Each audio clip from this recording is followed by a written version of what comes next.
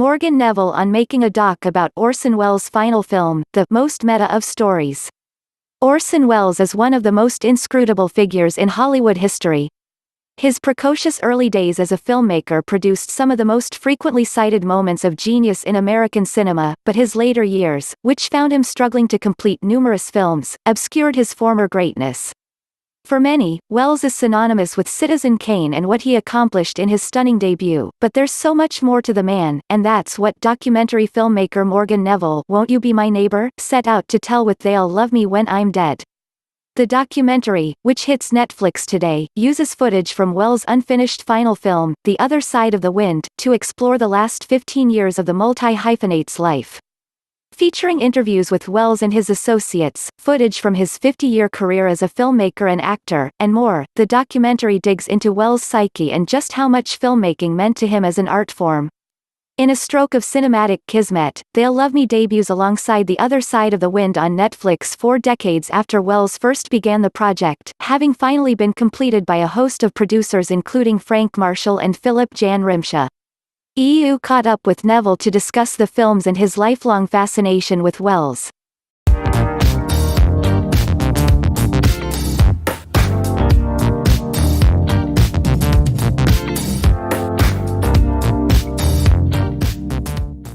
Entertainment Weekly, you have investigated a lot of famous figures and people adjacent to fame. What made you want to investigate Orson Welles? Morgan Neville, characters don't get a lot richer than Orson Welles. He's infinitely fascinating. I grew up a complete movie nerd. I watched most of Welles' films in high school. He died on my 18th birthday, and I remember it vividly. He was somebody I loved, but I never thought I would make a film about it because I didn't know what there was to say. I read Josh Karp's book about The Other Side of the Wind, and I loved it. I thought if I could ever get the rights to that footage, I could make the best documentary. I contacted Frank Marshall and Philip Jan Rimsha, the two producers, and they said, "We've been working on it for years. We're going to have it in 3 months or less. Let's do it." 3 to 4 years later, we actually got the footage. This is something that's been percolating for a long time. The saga of The Other Side of the Wind has been a long one, and I just took the last few rounds on the roller coaster. What makes Welles such an intriguing figure to you? He's the ultimate protean character. Everything about him is a mirror and reflects something about the world. I can't think of a more dimensional character than Orson. We were like kids making this film. We were so excited. One of Orson's gifts was being able to get people to rally around his vision of something. I felt like I fell under that spell. I drank the Kool-Aid, and Orson seduced me too. Willingly. It was really the best time I've ever had making a film. Was it always the plan with the producers that you would finish this and release the films jointly?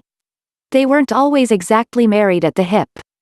They were trying to get the footage because they wanted to finish the film. I knew there was way more footage than was ever going to be useful in the feature. One was going to unlock the other. It wasn't until Netflix came in that we really became lockstep. It took an extraordinary effort by somebody to make everybody agree, and Netflix was the only person in 40 years who was going to step up and do that. I'm completely in their debt for that because otherwise none of this would ever have been out there in the world. Even if they never finished the feature, I could have never made the documentary. I don't think they were ever separable, just from a business point of view. You use footage from this film and other Welles projects in an autobiographical way. Did you ever feel at sea about that because of Welles' adamancy that the film wasn't autobiographical? Orson said none of his films were autobiographical, and I think you can argue that every film of his was autobiographical. None more so than The Other Side of the Wind. That's why, at the beginning of the documentary, I had to underline that everybody clearly understood that this was autobiographical. In real time, he was writing his story into the movie. Not only that, he was projecting his future into the movie, where he was going to end up, where his relationship with Peter Bogdanovich was going to end up. It was the most meta of stories. If Orson was making a movie within a movie, I'm making a movie about a movie about a movie about a filmmaker. I kept describing the documentary like a Matryoshka doll. It keeps getting deeper and deeper. I keep revealing the story within the story within the story. Was it always your intention to tell the story through footage of his work? 100%. You needed the footage to tell it. It's the only way to make the story come alive. What's curious is for all the documentation of Orson's life and career, there's been very little done on the last 15 years of his life. I think that's as fascinating as his Wunderkind years because it says so much, not just about Orson, but about Hollywood and about how we value our geniuses in America. There's an element of tragedy to it, but there's also at the same time a kind of heroism. It's no accident that the other great unfinished film of Orson's life was Don Quixote, because Orson is quixotic in so many ways. I understand why he identified with that.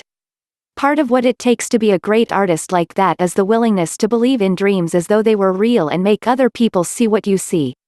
There's something so deeply romantic about Orson as an artist in an industry that wants to quantify everything. You use Alan Cumming as narrator throughout. Where did that idea come from? Orson loved narrators.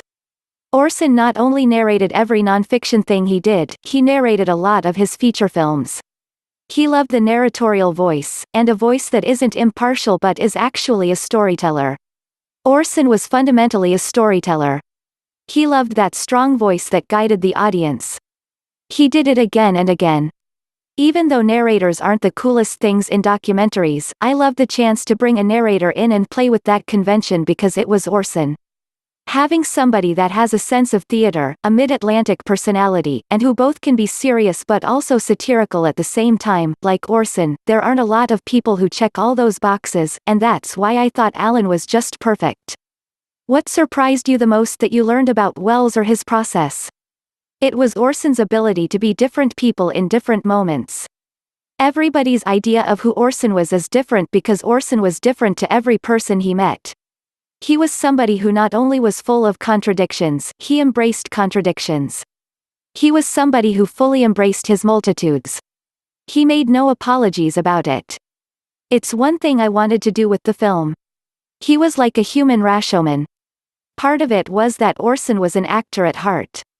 He could act any role in any situation to get whatever effect he wanted, and did. If he wanted to be charming, he could be the most charming person in the world. He is somebody who was operating on so many more levels than anybody else. I think that's why so many people were willing to put up with the difficulty of working with Orson, because it also had tremendous rewards, even if the movie didn't get finished.